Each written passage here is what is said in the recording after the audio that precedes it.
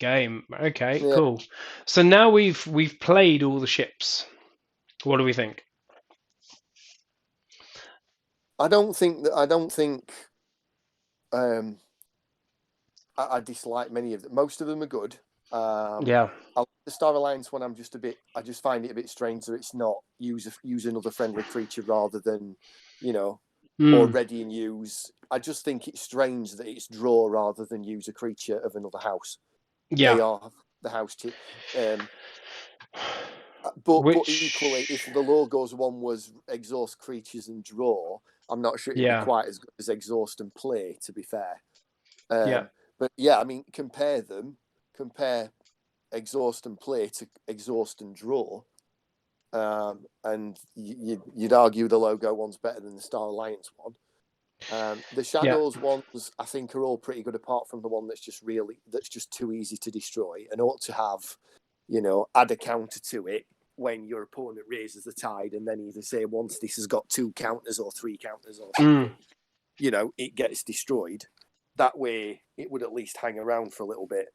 Um, yeah, it'll be better against stuff that's not Dark Tidings, because I'm sure you've had some games against Dark Tidings decks where the it's, coat or AOA or whatever just doesn't bother raising the tide. no, there's no point in doing it unless, Medicus Lacus is about the only time I've played a game where a non-Dark Tidings deck was having a tug of war over the yeah, tide, because there was like 6 on Medicus Lacus. Well, there was about 6 spread about because of the reach advantage and stuff like that just yeah, capture a. And it's like, I can't kill it, but I'll just raise the tide until and both decks ended up with about 9 or 10 chains, because it was like, yeah, I'll raise the tide to stop you using that amber. And again, because Saurians in Dark Tidings don't have things like Prefectus Ludo, Imperial Scutums, if you don't spend it, it goes to your opponent. yeah, But there are a few. There's Humble, I suppose, which means it goes back to the pool, mm, or Consul Primus will do one at a time over a long time. But there's not really the big cards like Ludo or Scutum to just go, right, you're just not getting that back now. yeah, yeah, yeah, and Uh, it becomes even more of a race. I mean, KeyForge is a race game, but that makes it even more of a race game because you need to hurry up, and it's almost in situations like that, I almost feel like it's almost the pressure that will even make you make a mistake, yeah, because you want to get that back, yet you're not playing your deck. You're you're playing against what your opponent's doing, and so you yeah, don't you're get the being value out of your deck. totally reactive. Yeah, yeah, Yeah. yeah, definitely, definitely. Um, so I'm just trying to. Although I'm again, just. KeyForge can do that to you. I mean, the end of my coat game, the one you said you watch, because I kept going to check, I just kept making my opponent have to be reactive Yeah, every time I check. It's like, right now, your yeah, prime thing got to take me off check or I've won. And he exactly. managed. I think he managed it for a couple of turns. But it caught up eventually in the end. Exactly. I mean, and that's where the value is. Okay, okay. It's not like Magic where it's all about the muscle, and you have to destroy what the other player has on their board, because No, you have to forge keys, which means you need Ember, and that's the aim of the game. However, having the board control, having the thing so that you can dictate what's going on in the game is yeah, so important. Which is why Kota is still really strong, yeah. and it's still doing so well. I think the only thing about Kota is, I think as the sets have gone on, the average creature count has increased. The average creature Yeah, count in Kota was like 14 or 15, but now I think it's more like yeah, 18. And I mean, there are Kota decks that don't care. They've only got 11 creatures, but are laden yeah, with 2 protect and doorstep to heaven and FFS, and just like, yeah, go on then. I really don't care. But equally, there are some decks that were really, really good, but now just cannot cope with a big board.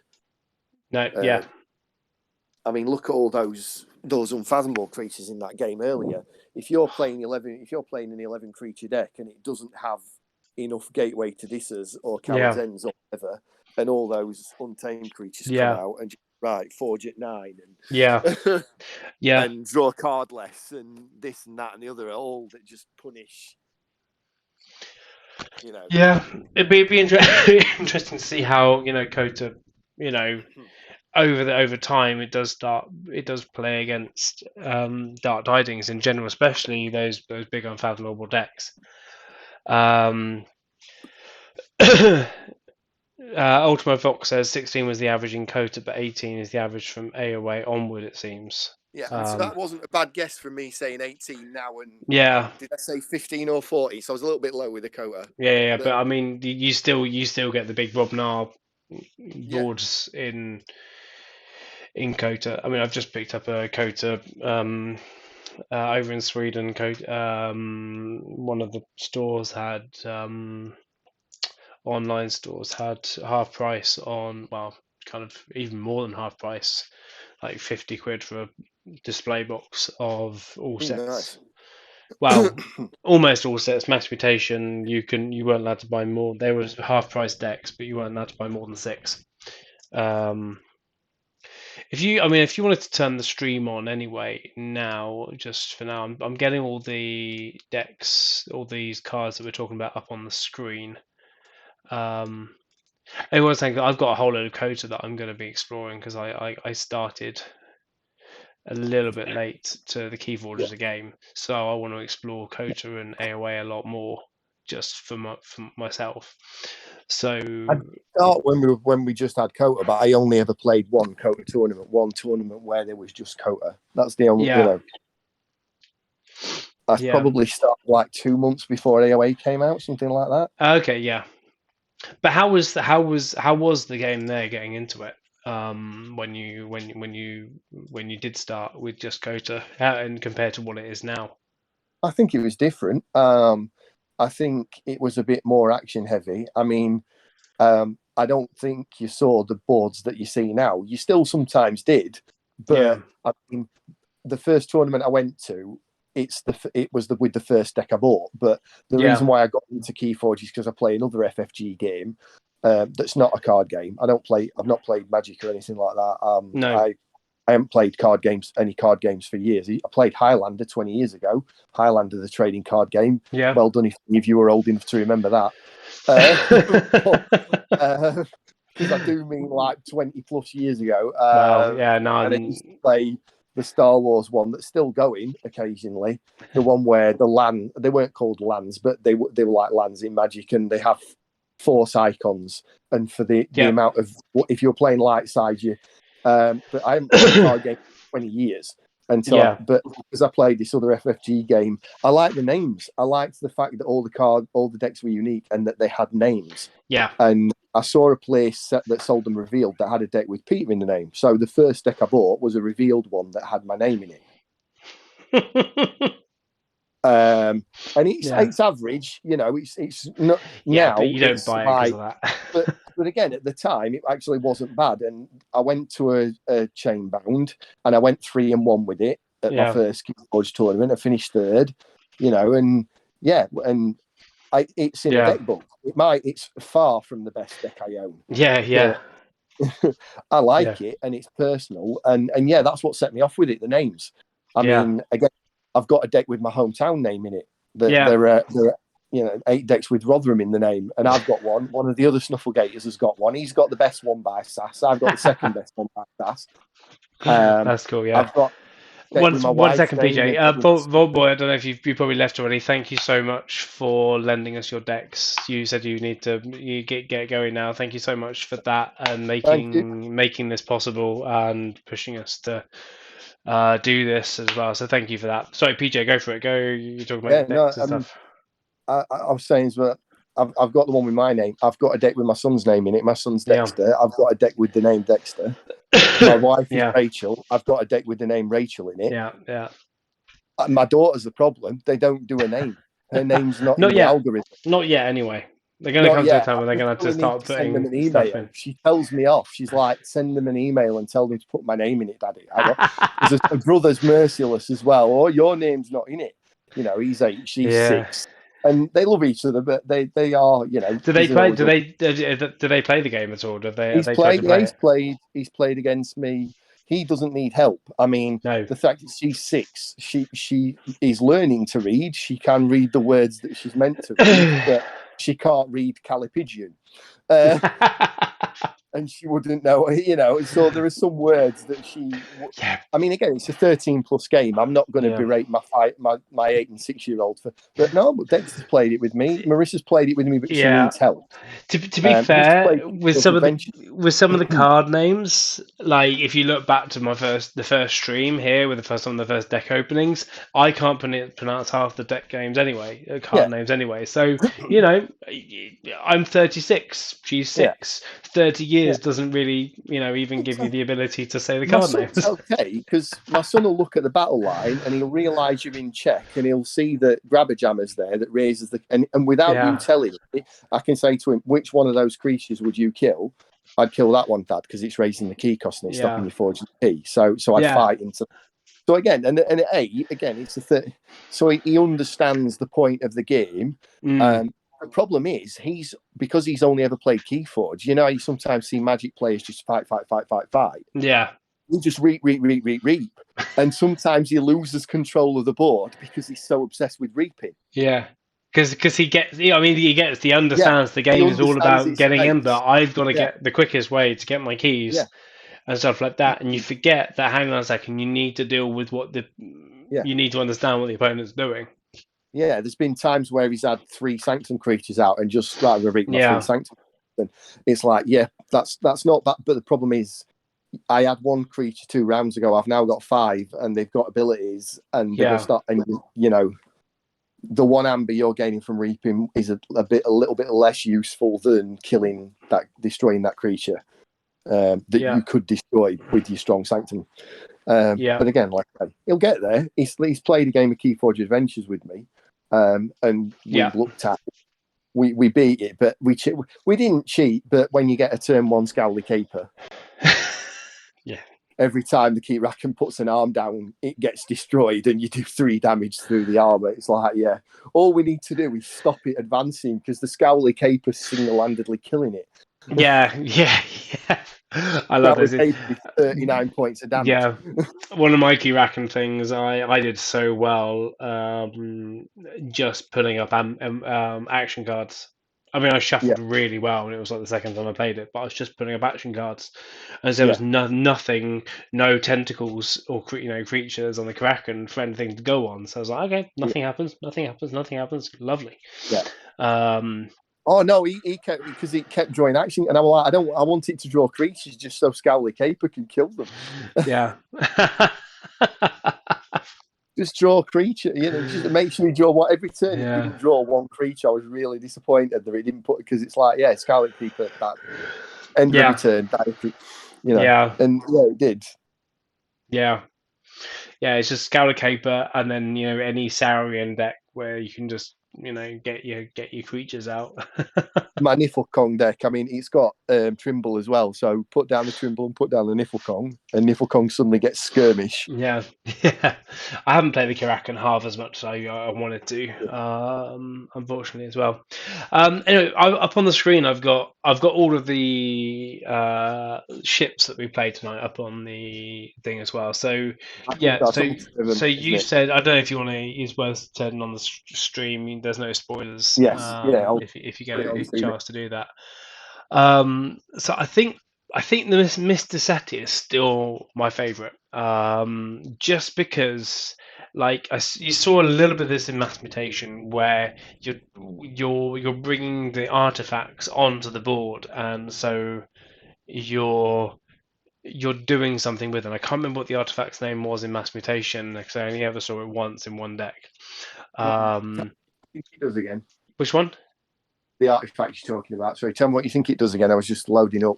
Yeah, This, it was it was where it's another artifact where you can bring it onto for your turn, you can bring it onto the board as a creature with power counters, and then at the end of your turn, animate. animate. Yes, that's the one. Yeah.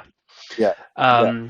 And they've revisited that here with a ship. Actually, you're taking it, and if you can exhaust 20 creatures, no, obviously no, not 20 creatures. Sorry, if you can exhaust like 6, 7, 8 creatures, get it onto the board, and you've got a ridiculous ship with taunt on there.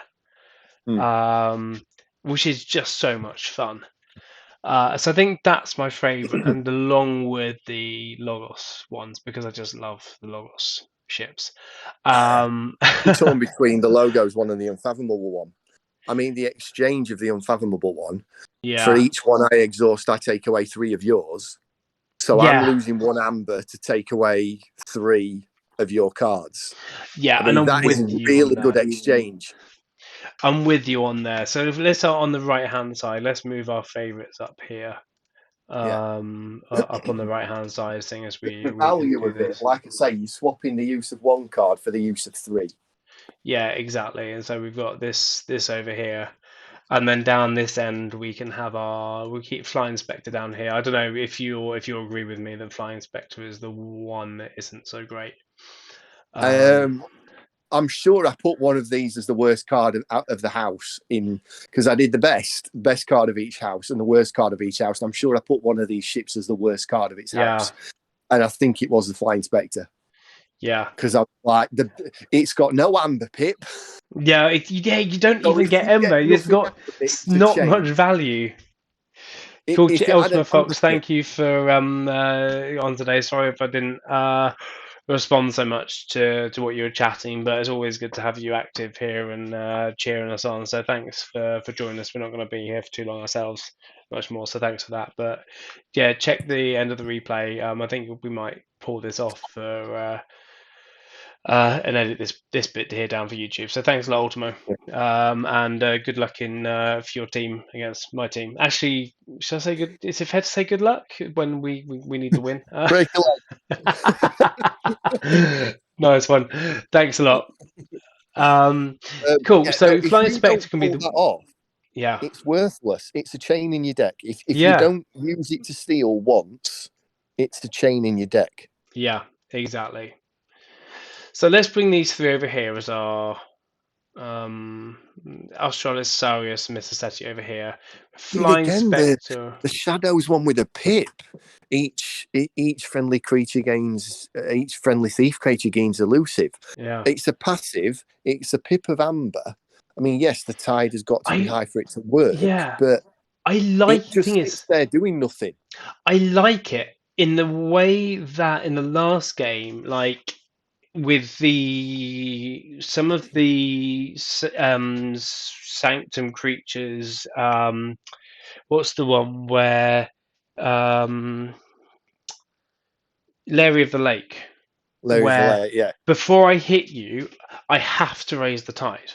And yeah, so it gives you a reason to, is the opposition, to take yeah. chains Think of from, some of the really good yeah, shadows creatures that are not elusive, like the ones that.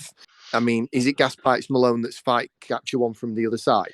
before That's fight, not elusive. before fight. And Yeah, that's the before interesting fight. thing with the thing, because Yeah, even if he dies, it's before it the still fight. works. Yeah, But while exactly. this is in play, if I fight into him, he's elusive unless Yeah, I take the 3 chains.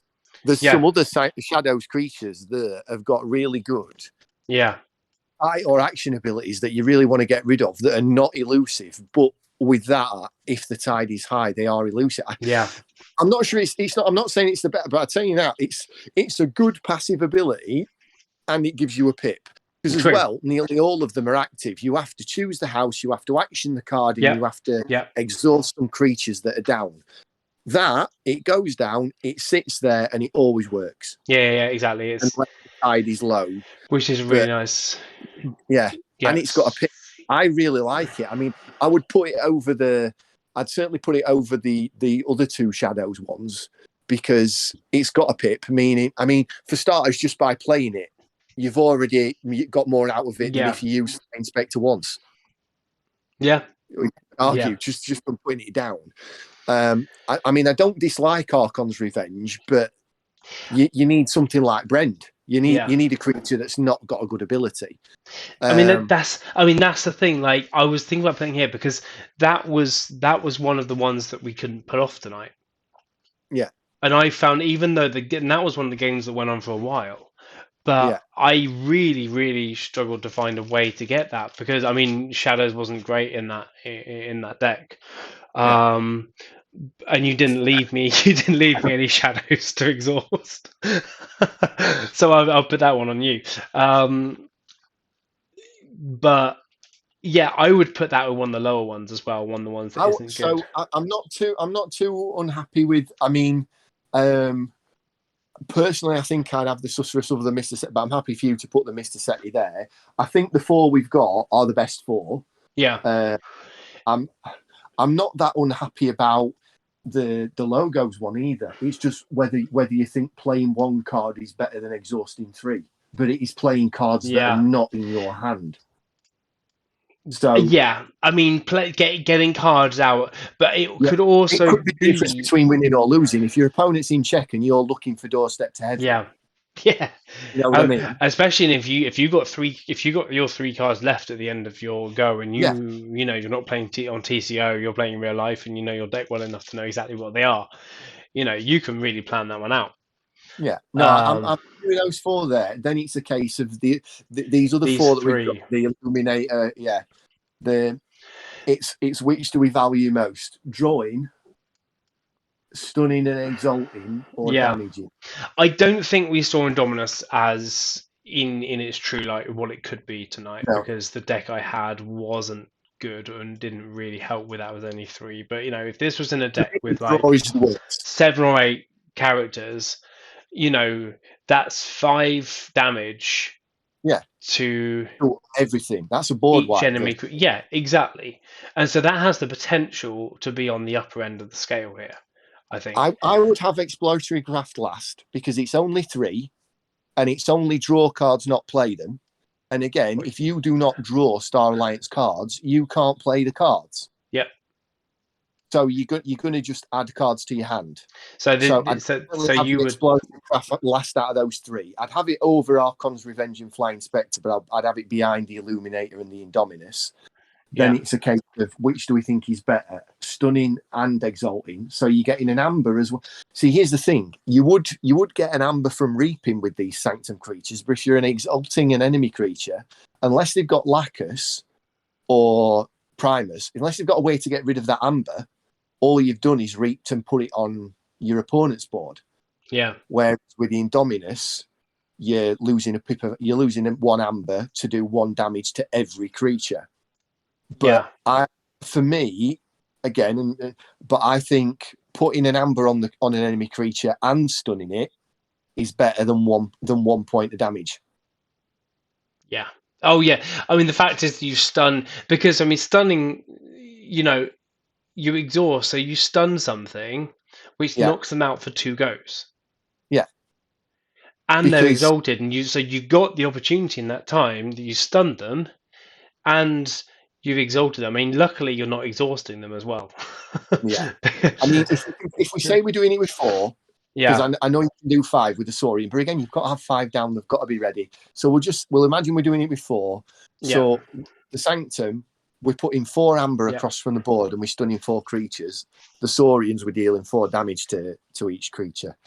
For me, bearing in mind, it's a game about gaining amber rather than controlling the board. Yeah, exactly. Yeah. So this actually go over the Saurian, and again, there are situations where you'd much rather have the Saurian, but I think generally, I think the Saurian would be better over the Exploratory Craft.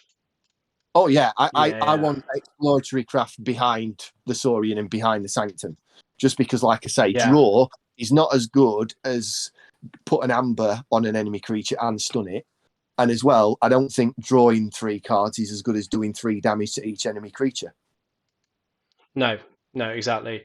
Let me just bring this up a little bit then, just to bring this out. And then I don't know. I think if these are our top 4, I think I do wonder if we were going to just like passive. I really like passive ability. Exactly. Yeah.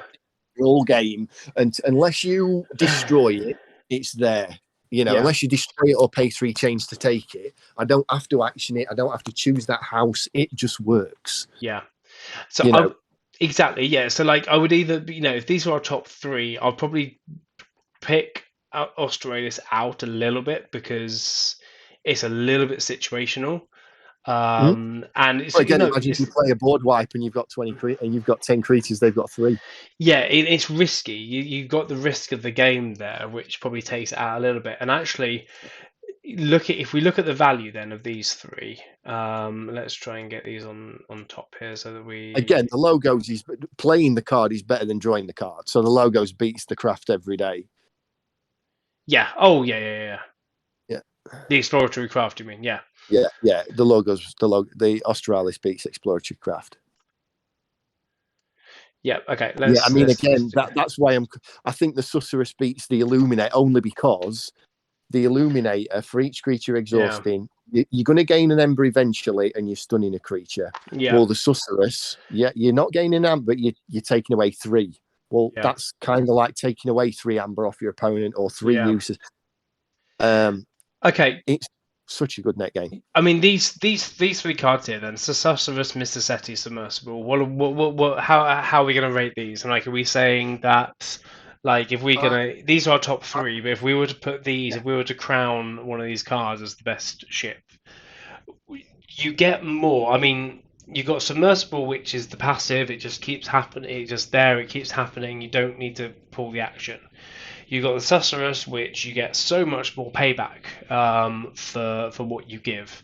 Exhaust a friendly creature, you exhaust 3 creatures and or artifacts.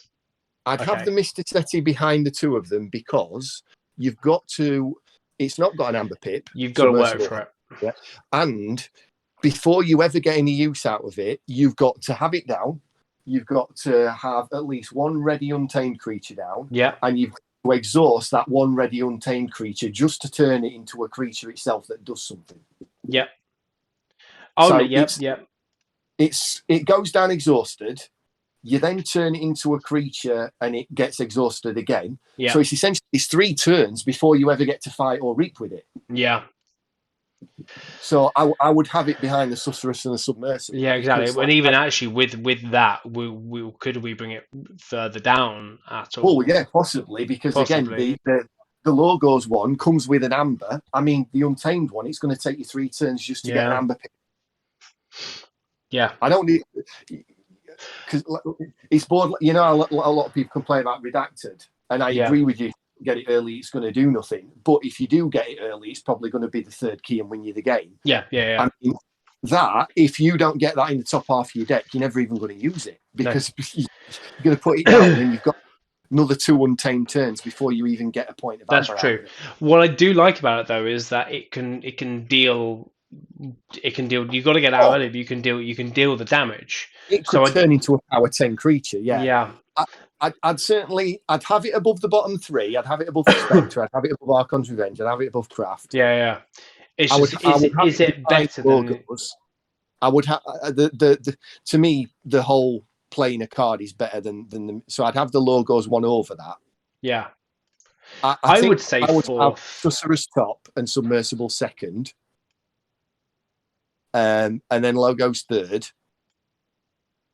Yeah. Then it's the case of which is where the Misty Seti fits with the Sanctum one and the Saurian one. I mean, that's the thing. I feel like I'd use the Sanctum one a whole lot more. Yeah. You know, if we can bring this up, I've got a really really awkward thing here with the streaming thing. Yeah, so, I think you're more likely to actually use the Sanctum one than because again, like how long does it take? How many games are you actually gonna either fight with the Mr. Seti or reap Seti and get a point of Amber out of it? Yeah. You know, I had to fight to get it out there. Yeah. You know, I really had to fight to get that out there. So I do agree with you there. And you didn't use it when you did because you'd won the game. Yeah. And if you hadn't, I killed it the moment it hit the board. Yeah. No, I think you're completely right there. I think you. I'm just gonna move these orders so that we can get a good screenshot here of what's going on. As well, and move some stuff. Like the idea of it, but I just think it's too hard. It's one of those. It's too hard to get into play. Yeah. When I the worst cards, or you know the ones that work a bit like evolution out of Pokemon in Untamed. I don't think you're ever going to get the butterfly into play. Yeah, I'm not sure that you're ever going to get the butterfly into play. So if you can't get a card into play, I'd argue it's a chain. Yeah, no. Especially if it doesn't come with a pip of amber. Yeah, and I think they're fun, and I think if you can do that, but then that's getting to know your deck. I mean, there's a whole lot. I mean, I haven't really played Magic much at all either, but there's just those cards that are so powerful when you can pull off the combo. And if you know your deck well enough, you can do that. But I think of face value, I think this is what we're looking at here. Yeah. So fun. I just don't think it's very competitive. No, exactly. I mean, would you even argue that the Indominus is better? Well, yeah, because it goes down faster than the very. You could use it on the second Saurian. You know what I mean? You've got the potential if it goes down at the same time as a Saurian creature or a couple of Saurian creatures. Yeah. Again, I would say if you were to use a deck with Indominus in it 10 times and use a deck with a Mr. Seti in it 10 times, I reckon you'd have triggered Indominus more. Yeah. I definitely agree with that actually. Because the thing is with the Indominus is that even if you've got 2 out and you can protect 2 creatures, that's you can be dealing 2 damage each time you choose Saurian. Yeah. To all enemy creatures each time you choose Saurian, which is a lot more worth than having a big, powerful taunt out there. There's even some creatures, some things that let you ready, and you might be able to flex something off, like making make another card of Saurian or something with one of those like Diplomat Agungs or the Teresa or something like that. But I just think how many games out of 10 are you going to actually use a card? Because that's another thing I'm looking at when I'm playing a deck. Like Ronnie Wristlocks, how many games out of 10 are you going to use it? Well, 9 out of 10. Any time you drop, you're going to play it and it's going to get some value. Yeah. The Mr. Seti, how many games out of 10 are you even going to get a point of amber out of it? It's the kind of card where you're taking it to a vault tour, you'd be looking at this, looking at possibly going, this is hampering the deck. Oh yeah. No, I wouldn't take that to like I say, it's a chain in the deck. I mean, it's like I've got one deck book and I've got one of my favorite decks in here, which is a 3 Eddy deck, and it's so much fun. But you've really got to push it to do what it does. And I've played it a lot. I've played it enough that I've chosen it for my coat deck because I played it enough. But it's got its weaknesses, and I know the weaknesses, which is why I chose it. Yeah, because it's adaptive, then, isn't it? It's good for adaptive. It's good for reversal. Yeah, exactly. So, but then even I struggle to beat it sometimes because it's just how you draw it, and when you draw the eddies, and it comes down to the luck of the draw. But like I wouldn't take it to a vault tour because I can't count on the Ember coming when I need it to, and it's like here, you need to be able to control the board. Which is the Susurrus getting creatures exhausted, etc. Submersible, you need protecting your stuff with the tide, forcing them to have to take the tide to do the damage. Those two, I think that's why they're the top ones. You know what you get. I mean, you are getting the point of amber, and it's just going to be really consistent. The moment it goes down, that's it. You've either got to take, or it's either protecting your creatures, or they've got to take the tide. Yeah, I mean, I'm wondering if like the conversation that we're having now and the points that we've brought up, that the value that it has on the board and etc. Would we put the Illuminator above the Australis? Because the Illuminator, you're exhausting 4.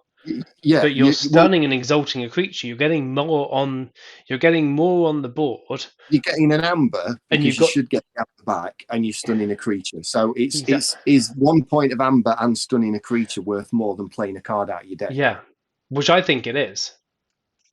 Probably most cards are not worth an amber pip and a stun of a creature. To be fair, I'm not sure. Because again, this all comes down to what do you think the value of a card in KeyForge? Yeah, and exactly. Anything that is worth more than that is the kind of card you want, and anything that isn't is the kind of card you want to avoid. Yeah, because you get but the thing with the Illuminator is that you're disrupting the game. You're disrupting your opponent's plan. You're disrupting what they're trying to do, which has a lot of power in itself. I think as well, it's probably another argument for saying the Illuminator is better is you get the choice. So that Wicoloa that kept pushing up your key cost, right? That's the one I'll stun. You know, I'll stun the ones that have got good creep action abilities. Yeah. Whereas again, the Australia, you can't choose. You get what you get.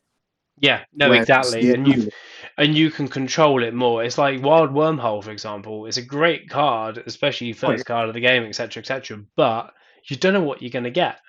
What's that old British advert? You don't know what you're going to get. I can't remember what it was. Rebels is a bit like that. Rebels, yeah. You never know what you're going to get. Yeah. So sorry for going for the northern accent there, which kind of in that bad. But I think the Rebels advert was a northern thing going there.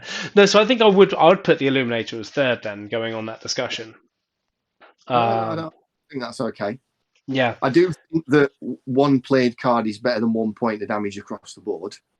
Yes. Oh, definitely. And you can't make a lot. Even a lot of the Logos shit being outside the top 3 because it's Logos is painful enough to do as it is. Because I'm such a big Logos fan. But then it's not about being biased, really, is it? No. Well, again, it's quite funny that we've put the new house in there because, again, like I say, I think every KeyForge player has the least amount of decks with a new house in it. Yeah. If you look at how many decks you've got, the house you've got the least is probably going to be Fathom. So we're not showing exactly. But the fact is that even out of that, we've really just looked at the effect of the decks, and the Unfathomable ship has come out on top.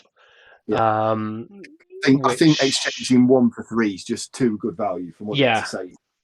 Yeah, exactly. And I the exhaust thing as well. I mean, you just take a second just to discuss about the exhausting mechanism. I think there's been a little bit of mixed reaction out there on the exhaust thing, but I quite like it because when you're exhausting something, they can't use it on their next turn. Okay, it's not like stun, but you're not destroying it, which means they can't exhume it, they can't bring it back in using Witch of the Wild and is it Witch of the Wild or Witch of the Eye would be by reaping. Is it Witch of the Dawn in this? Witch of the Dawn, Witch of the Dawn. Yeah, that's the ones play and bring it through discard back to your hand. Growth, Resurgence. Yeah, all those things. You can't bring it back because of that. So it's stuck on the board, and you can't do much with it. So it's got a lot of power. Yes, it's not stun, but it will combo it so badly as well. But there's so much of it. The one that says the one that says they can't ready when they're exhausted, the chosen one. Like if you've got the chosen one and you're exhausting one of yours for 3 of theirs, and then they can ready it. Yeah, and then you've got things like Sink and Swim, and then what's the other card? Feels like you've got so much better memory than me, but the one that if it's exhausted, you destroy it, and they lose one. Call of the Void, yeah, that's the one. And so if you plan it right, Unfathomable can do so much damage through the exhausting stuff and really slow you down while they're doing their thing. And I think I played a game against Marcus a couple of weeks ago where he did exactly that. He just slowed everything I was trying to do down. I've been impressed with the Frigorific Rod. I wasn't that impressed with it at first, but it works so well with the rest of the Untamed stuff. I mean, one of those in Call of the Voids, right? I'll exhaust that and then I'll kill it and you can lose one. Yeah. I underrated it. There's been quite a few times where I've looked at a card and gone, no, I don't think much of that at all. And then actually, having played with it, I've been like, no, actually, it's pretty good. Yeah, and that's one of them. I haven't played with that one enough to comment on it. What's the card? It's Unfathomable Artifact, and it's action. You may exhaust one enemy creature or artifact. Okay, yeah. Yeah, I mean, even exhausting an artifact. Card. Yeah, Well, you don't have to do your own to do it, and it's artifact as well as creature, so you could yeah, exhaust, whatever. I mean, obviously, it's exhausting submersible is not going to work. But again, look at all those cards there. How many of them say actions? So Frigorific Rod would take out all of them for one step submersible. Yeah, definitely. You're definitely right there. No, I think I'm happy. I think I'm happy with our decision here. And where we've got here, and I guess the quality of the actual games got a little bit better over the night as well, as we were actually trying to win. Yeah. Apart from the first couple when we were just trying to get the ships out. There was only one where I got all the unfathomable out that wasn't close, but everything else was close. Yeah, no, exactly. And I think that was the one where we were just being a little bit nice to each other. To do that as well, which is difficult when it comes to KeyForge. But I think this is good. So I think we've got the Thesaurus as our number one, Submersible coming up close with number two. And that's our passive one. You've got the Illuminator, which is choosing up to 4 Saurians, and then you get to stun and Exalt. and exalt enemy creatures. Then you have your SLRS Australis, exhaust up to 3 friendly logos. For each creature exhausted this way, play the top card of your deck one at a time. That was 4th. In 5th, we have the ISS Indominus, which exhausts up to 5 Saurian creatures. For each creature exhausted this way, deal 1 to each enemy creature. The Mr. Seti is our beast ship, which in fact is a beast and a ship. Can we make it? No, I'm joking. Exhaust one or more. The exhaust one or more friendly untamed creatures. If you give the Mr. Seti 3. If you do, give the Mr. Seti 3 power counters for each creature exhausted this way and move it anywhere in your battle line as a creature with 0 power and taunt. So obviously the power is the power counters it has. Then you have Exploratory Craft, 3rd from bottom in the 7th. Exhaust up to 3 friendly creatures. For each house represented among creatures, draw a card. Then Archon's Revenge is next to last. Exhaust up to 2 friendly Shadows creatures. For each creature exhausted this way, steal 1. I just don't think you have enough bang for your buck with what you got there. I just don't think. You need to have some Taurian Shadows creatures, and if you've got exactly. Is it the best deck? Yeah, exactly. And I think good ones. yeah. I mean, if you've got good ones, then fair enough. But I think if you've got good ones, you're not going to use it anyway. You're going to use the Shadows. That's the thing. Then we finish off, and I think it's a unanimous decision that the Flying Spectre is probably the worst ship. And as you've already given it the label, the worst card in Shadows in Dark Tidings. Pretty sure I did. Yeah, I've got to say, I do. It's borderline a chain. If you don't trigger it at least once, it's a chain in your deck because with no action pip, with no amber pip, if you don't trigger it, it's just a chain. Yeah. And we've all had cards like that. I mean, I got a deck that had the flex in it, and I like the flex. I think it's a good card. Yeah. But in that deck, there were 3 Brobnar creatures. 2 of them were power 3. So what's the flex going to do? Exhaust game 1 because it's rounded down. The other one was power 5. So the flex, no amber pip. So unless I have the 1 power 5 creature down and ready and hit it with the flex is a chain in that deck. Yeah. You're right. Because it's just things like it's great that they do that, but it's just not like it just doesn't work together. It's not strong enough. It ought to be one of those that's a bit more like the Dark Tidings and say, and if you don't trigger this, gain an amber. Yeah. Just an error at the bottom. And if you get nothing out of it, if when you play this card, you don't exhaust a Brobnar creature, gain an amber pip. Yeah. Mm, No, I do. And that's not a card I dislike because I think it's actually quite a decent card to have most of the time. It's just yeah. how often do you only see 3 Brobnar creatures and the highest one of them's 5? You know, and as well the fact that it's got to be ready too. Yeah, I mean, It might be a smidge better if it said ready and exhaust. yeah, I mean, I think that, like I say, like Brobnight is like it's very rare that you like the highest one being 5 isn't Yeah, amazing. that's unusual. Yeah, Yeah, as well. So I think we both agree with Flying Spectre being the yeah, worst one because you just like you're gonna be lucky if you. I mean, yes, if you plan it right and if you can pick shadows and it's worth picking shadows twice in a row, then yeah, you're gonna get one ember from it. You're gonna steal as well, which is good. But is it worth missing out on your Saurian turn, on your Sanctum turn, on your Logos turn? Is it worth skipping that with the hope? you're only going to play it when it's time to play shadows. Yeah, You're not going to. exactly. I It's just going mean, to go when it's time. yeah. I mean, the other thing, is if you're, start of um, early game, if you're controlling the board early game, you know, you get a steal at the start of the game, but it's very rare you're going to take someone off check Yeah, and with again, if that. I'm on check and I haven't got the tide, I might well take the tide just to stop you doing it.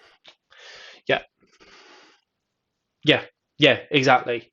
Um, and if it means you forging for that, then yeah, by all means do Oh that. yeah, if you're on check and you take 3 chains to stop a steal of 1, but that's by stopping that you forge. It was totally worth it. Yeah, You know. definitely, definitely. Fantastic, cool. Well, I think we've done well tonight. I think we've got through all the ships. We didn't use all the ships, which is a reason So, yeah, that and I think it was Flying Spectre and Archon's Revenge were 2 that we just didn't use, yeah.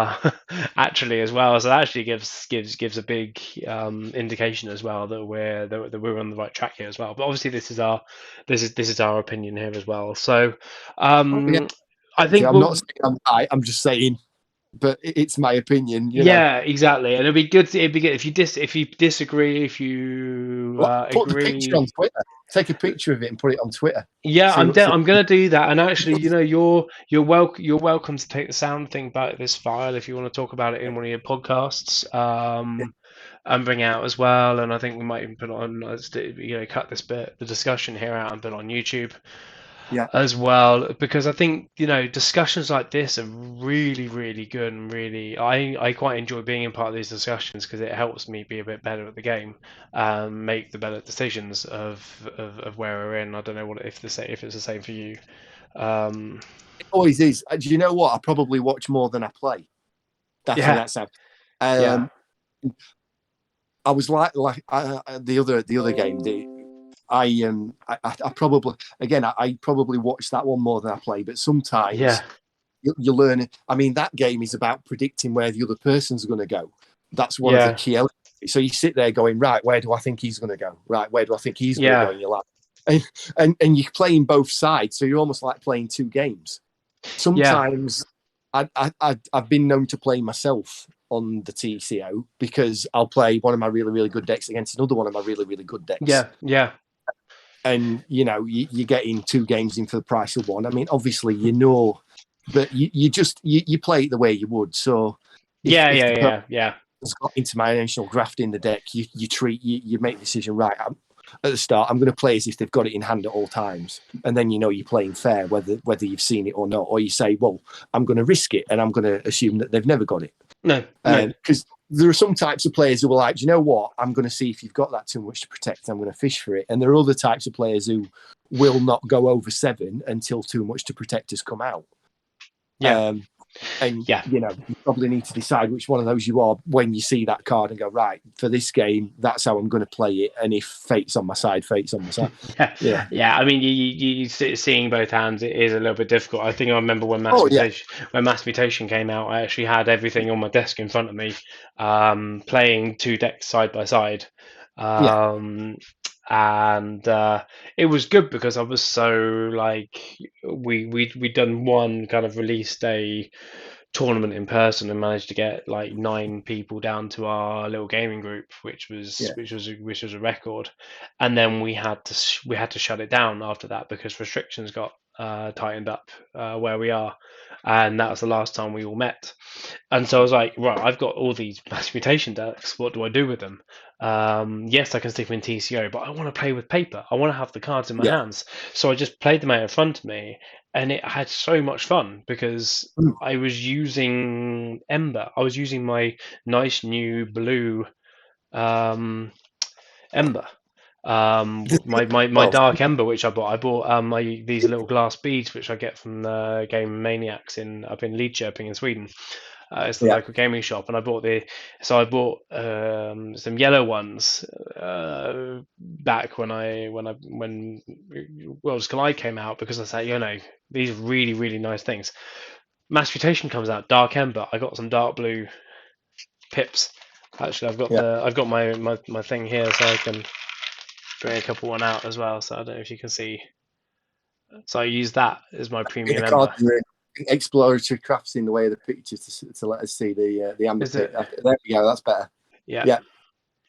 Which is just really, really nice. But sometimes I just play with the cards in front of me just to be able to use this Ember. Yeah, but sometimes you make honest decisions when you're playing against yourself. Yeah. I mean, the game I played, I was like, I put down Shrix and I had Golden Spiral ready, and I also had too much to protect in my hand. So I'm like, right, I'm going Yeah. to exhaust and read the living crap out of Shrix. Yeah. And then if and I did that, and then I went to the other card and I was like, well, I can't let them forge with that amber that's on Shrix. I need to kill it. That's how I would play. You cannot let someone else free amber off Shrix. So No. I did, and I played, and I killed it. And then I went back to like, too much to protect. Suck it. Yeah. But that is how that game would have gone, because Oh yeah, definitely. You make the decisions based on the cards that you have in your hand. if you play the board rather than the hand when you're doing that, you play honest. Yeah. Yeah, exactly. And so it definitely can work as well. And I think you're in a good position where your son is old enough to play to play against you, whereas trying to teach I think it's more trying to teach my near 3-year-old not to screw the card up and try and no. Oh no, he understands. They're all sleeved, and he understands. Exactly, yeah. I mean, I've got this bit of paper. Gets this bit of paper here, which happened. It took him 10 seconds to do this while sitting on my lap. Yeah. So I tried having the cards out once with him there, and I was just like, no, this isn't happening. Yeah. No, my crap now. Yeah, exactly. So you're in a good place, but it's going to be so nice. It's going to be so nice to get him back to actually playing in real life as well. Yeah, cool, nice one. Well, let's cut the stream off and stop our streaming. I'm not sure if we've got many people left watching, but there's still a conversation, and we can save the audio file actually of this conversation. I think would be really good. But cool. Thank you for everyone who tuned in for watching. Thank you for everyone who's watching this back as well. Thank you, Captain KeyForge, PJ, for joining us. It's a really, really fun night actually. That's really, really cool doing it this way. It's cool. Thank you. No, you're welcome. Thank you for having me. Nice to join someone. Like I say, first time I've done live, so different to what I normally do. Cool. Well, glad you enjoyed it. Well, until next time we stream, I'm not sure if I can next week, but I'll put the streaming schedule up when I know. But keep an eye out for some of on my social media channels, etc., because beginning of next week, there's a big project I'm working on with the Nordic KeyForge League, which we are dropping next week at some point. So keep an eye out for that, and until then, see you later.